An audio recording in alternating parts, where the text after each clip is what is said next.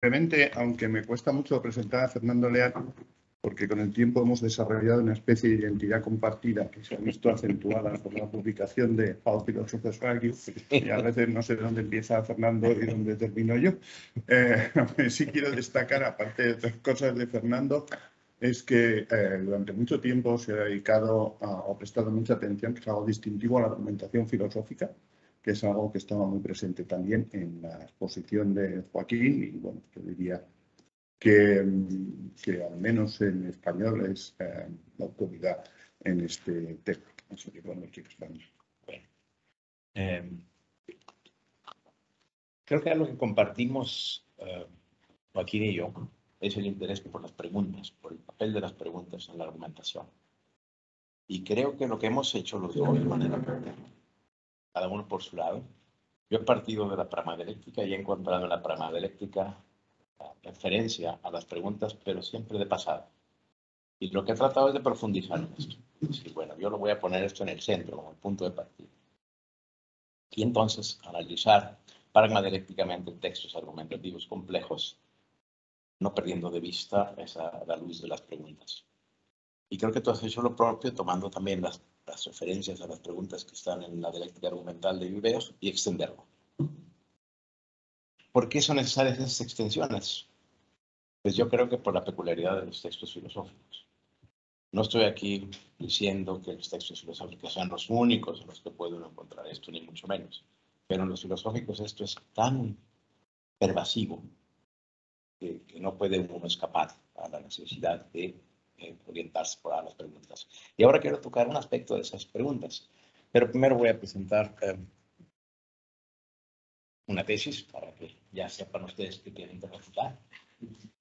Mi tesis es que toda argumentación filosófica se produce a la luz de varias preguntas y las respuestas que se van dando a esas preguntas, porque lo que encontramos en el discurso argumentativo filosófico es ir respondiendo a las preguntas o ir intentando responder a ellas, se presentan como tesis que requieren sustentarse en razones o como razones que se dan para sustentar alguna tesis.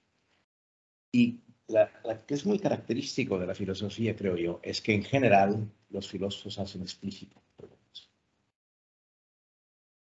Uno de los problemas, por ejemplo, yo tengo una larga práctica, como de 20 años, de enseñar metodología de la investigación en posgrados de lo más variado, desde neurociencias hasta economía, y he encontrado siempre el mismo problema, y es que, aunque están tratando de contestar preguntas, no lo hacen explícito.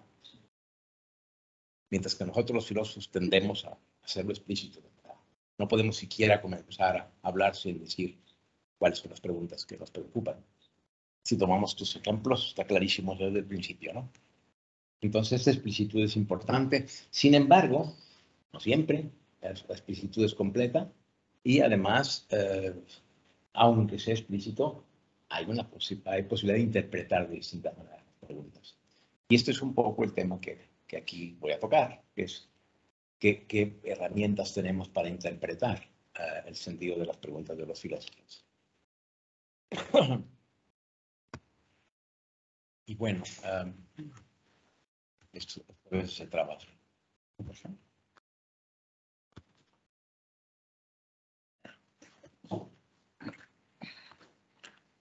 Ya, listo. Sí. Bueno, y ahora viene uno de las cosas que suelo decir, no complace a todo el mundo, es que la mayoría de los teóricos de la argumentación, cuando digo la mayoría aplastante, diría yo, lo que hacen es producir discursos pontificantes, donde dicen cómo es la argumentación. A veces sin ningún ejemplo, o sea, casos realmente impresionantes, como Rhetorical Argumentation de Tyndale. Tyndale es amigo mío, me encanta, me cae muy bien, pero en ese libro no hay un solo ejemplo. Todo es un discurso sobre cómo es la presencia de la retórica en la argumentación. Y eso a mí me desespera muchísimo, porque yo no creo que las teorías se construyan, excepto sobre la base de ejemplos. Lo que pasa con esos discursos es que no se hacen explícitos los ejemplos, entonces no sabe bien dónde aplicarlos o cómo aplicarlos. Entonces, si hay un teórico de la argumentación que no tenga nada más el interés de pontificar en abstracto, como vamos a considerar es un derecho fundamental del teórico de la argumentación, pontificar en abstracto, pero si además se interesa en sumergirse en un texto argumentativo de alguna complejidad y no meros fragmentos, incluso inventados, que es lo que encontramos en los manuales, entonces se tienen que hacer cargo de las preguntas. Y esta es una cosa que tanto Joaquín como yo les insistimos a los estudiantes. No vas a poder interpretar ese texto si no tienes claro cuál es la pregunta. Pero ahora caemos en un problema. Y es que el típico estudiante de filosofía sabe, excepto que esté en semestres avanzados o esté haciendo su tesis, sabe muy poco del trasfondo de las preguntas, de las cuestiones de lo que se trata. Entonces tiende a sustituir sus preguntas simplonas de principiante por las preguntas que realmente el filósofo está preguntando. Bueno, aquí nada más propaganda, para que todo lo que estoy diciendo aquí lo he expuesto con muchísimo más detalle. Estos son mis discursos pontificantes en los últimos más o menos 10 años. Y el siguiente tiene lo que llamamos, aquí es donde me sumerjo en los textos. El último, uno está ahí, el que estaba mencionando Hubert Magot hace poco. Aquí. Digamos que lo que digo está basado en esto. Obviamente no puedes poner todo lo que está en estos artículos, pero nada más para que vean que no me lo estoy inventando ahorita. Hay una base detrás de esto. Y aquí voy a tocar un solo aspecto de la presencia de las preguntas o de la manera como las preguntas gobiernan la argumentación filosófica. Y me baso en Collingwood, un filósofo que siempre ha tenido lectores, pero de alguna manera no goza de tanta fama o reputación entre los filósofos. Y él desarrolló una cosa que llamó en lógica de pregunta y respuesta. No voy a entrar ahorita en la cuestión de si es una lógica o no es una lógica, eso es un asunto más complicado, pero ahí menciona dos principios. El principio primero, que es el que más o menos corresponde a lo que dije al principio, toda aserción debe verse como la respuesta a una pregunta. Y el segundo principio es el que es importante para lo que me interesa aquí, yo hablo de especificidad. Collingwood habla de ser correlativa la respuesta a la pregunta. Y luego inventa un término que es particularizado. En inglés, particularized. Es un término tan inventado de Collingwood que cuando yo lo he puesto en un artículo en inglés, invariablemente el dictaminador dice, esa palabra no existe en inglés. Sí existe, está en un texto de Collingwood, ¿no? Pero bueno, y creo que es una palabra muy fea que inventó a propósito Collingwood para insistir en que cuando un filósofo plantea una pregunta y luego la desarrolla, lo que hace es dividirla en partes. Está siendo particularizado. Y creo que vienen unas citas. Bueno, esta es una cita que pueden ustedes leer, que ilustra un poco digamos, el adversario de Collingwood. Aquí tienen el caso. Aquí Álvaro, que se dedica a la filosofía política, conocerá esto, o como de repente la gente quiere hablar de Hobbes y de Platón como si estuvieran hablando de lo mismo, pues son filósofos políticos. Y Collingwood dice que eso es absurdo, porque las preguntas que le interesaban a Platón se referían a la polis. Y la polis es una estructura política que tiene muy poco que ver con el Estado absolutista del siglo XVII. Y las preguntas que le interesan a Hobbes pues no eran las que le interesaban a Platón. Para entender eso, tengo que pensar en esto que les digo, de la pregunta particularizada, específica. Obviamente, si estamos en el primer semestre de filosofía política, podemos decir ambos se ocupan de la pregunta ¿qué es el Estado? Sabemos que estamos diciendo un idiotez, pero a lo mejor es una manera de comenzar a llevar a los estudiantes a que entiendan después que Estado aquí no es una palabra que representa lo mismo, no es una especie de idea platónica de la que tenemos dos manifestaciones en el Estado absolutista del siglo XVII y la polis de 500 años antes de Cristo. Y esta es otra cita donde aquí ya hace referencia a lo que él llama las pseudo preguntas, ¿no? ¿Qué es el conocimiento? ¿Qué es el deber? ¿Cuál es el sumum bonum ¿qué es el arte? ¿Verdad? Típicas preguntas que se discuten entre los estudiantes en los primeros semestres, y después quisiéramos llevarlos, por lo menos yo quisiera llevarlos a que no se planteen estas preguntas que no sirven para nada y atiendan lo que en los textos se trata. Y en un verdadero tratado, por ejemplo, sobre filosofía del arte, la pregunta no es qué es el arte, sino preguntas muchísimo más específicas y particularizadas. Y entonces, bueno, aquí no puede faltar el griego. Entonces, nada más este ejemplo es el único que voy a mencionar. Lo que está ahí en negrita y rojo son preguntas. Y ahora viene la traducción.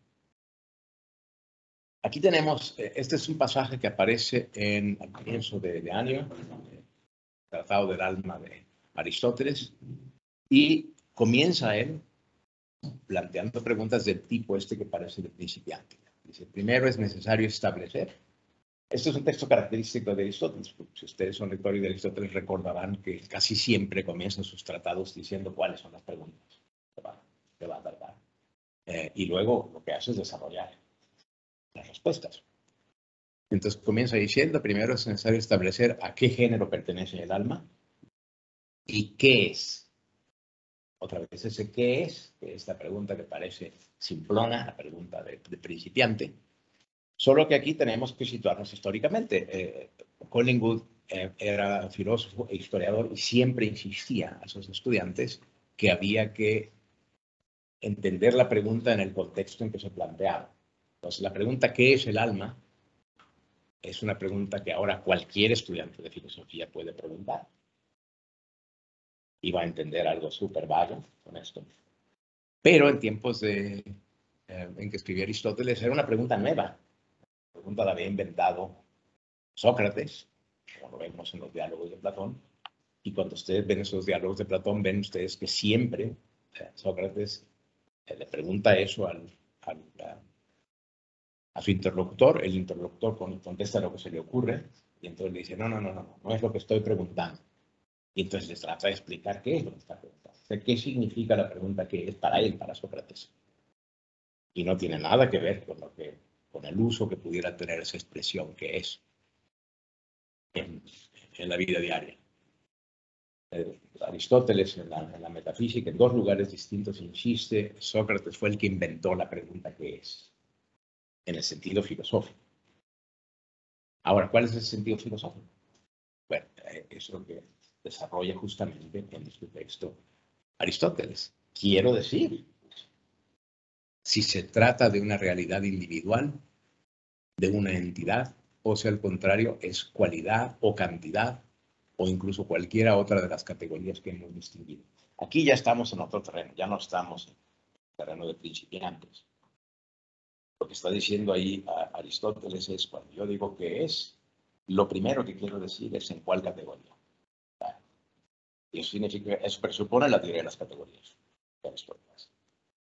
Entonces, si alguien podía a lo mejor creer que entendía qué es el alma o a qué género pertenece el alma, ahora se da cuenta, caray, primero tengo que entender la teoría de las categorías para entender específicamente cuál es la pregunta que está haciendo aquí Aristóteles. Y luego añade, y en segundo lugar, si se encuentra entre los seres en potencia o más bien constituye una cierta entelequia. Aquí otra vez tenemos una teoría de Aristóteles, la teoría del ser en potencia y del ser en acto, que obviamente es todo menos trivial. Nosotros que vivimos en países aristotélico-tomistas, alguna vez lo fueron, y nos enseñaron estas cosas hasta el cansancio, de tal manera que nos parece esto ya también conocido y demás. Sin embargo, aquí algo completamente nuevo, algo sorprendente. El que leyese esto, si alguno lo leyó, diría, bueno, ¿de qué está hablando él? Obviamente esto está suponiendo un montón de cosas. Y en efecto, el que sigue leyendo el Tratado del Alma verá cómo Aristóteles le va explicando todo esto. Le va diciendo, esto es lo que tenemos que contestar. No, pues, ¿qué es el alma? Dime lo que tú quieres, sino ¿qué es el alma? Y dime a cuál categoría pertenece y si es un ser en potencia o un ser en acto.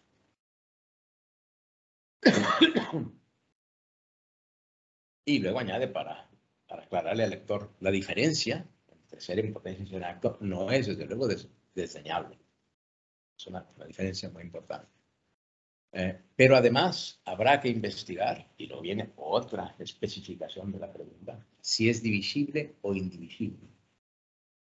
E igualmente, si todas las almas son iguales en tanto especies o no. Aquí la traducción es un poquito cojea, porque en el original es como eides, o sea, digamos, a lo mejor tenemos que decir del mismo tipo. Y en caso de que no sean del mismo tipo, si se distinguen por la especie o por el género. Es decir, si hay varias especies de alma, pero un solo género, o si hay varios géneros de alma. Otra vez, esto presupone la teoría de los géneros y las especies de Aristóteles. Entonces aquí tenemos 4 teorías filosóficas, muy complejas cada una de ellas. Una la teoría de las categorías, otra la teoría de potencia y acto, otra la teoría de la divisibilidad e indivisibilidad, fundamental en la ontología de Aristóteles, y otra la de la diferencia por especie y por género. O sea que si alguien lee esto con atención y no conoce esta idea, dice, no tengo la menor idea de lo que está diciendo Aristóteles. Lo único que sé es que cuando él dice qué es, no está planteando cualquier pregunta, son preguntas muy específicas. Bueno, yo creo que los textos filosóficos son de este tipo. Simplemente este lo elegí porque es el más claro, más cortito, de manera que lo vemos así. En otros textos hayan sido escritos por Kant, por Descartes, por Hegel o por quien sea. Esto a lo mejor ocupa más páginas o toma más tiempo. Aquí lo vemos claro, que él hace una pregunta que parece a primera vista sencilla, que es el alma, pero luego resulta que no es sencilla. Y que el que quiera entender las respuestas que le da Aristóteles y los argumentos que presenta para sostener esas respuestas, va a tener que meterse en los detalles de estas teorías aristotélicas. Para entenderlo de otra manera no podrán entender nada. Y lo mismo vale para todos los textos, pero nuestros estudiantes de filosofía, cuando no están enterados de por dónde, como dicen ustedes, por dónde van los tiros, pues se pierden en el texto, ¿no? Y se ponen a inventar interpretaciones. Y a lo mejor ustedes conocen los que hayan sido maestros, como el estudiante dice, es que yo creo que... No, señor, no es lo que usted crea. Es lo que el texto dice, lo que el texto significa. Y esto requiere trabajo. Y entonces ya dicen ellos que creen que con eso ya lo resolvieron. Es un problema hermenéutico. No, para el hermenéutico, olvídelo de eso. Eso no es lo que importa. Bueno, esto es en esencia lo que yo quería decirles aquí, brevemente. Esto es... en cualquier texto filosófico argumentativo, lo que preside son preguntas y son preguntas específicas, particularizadas. Y si no las entendemos, no entendemos el texto ni mucho menos los argumentos.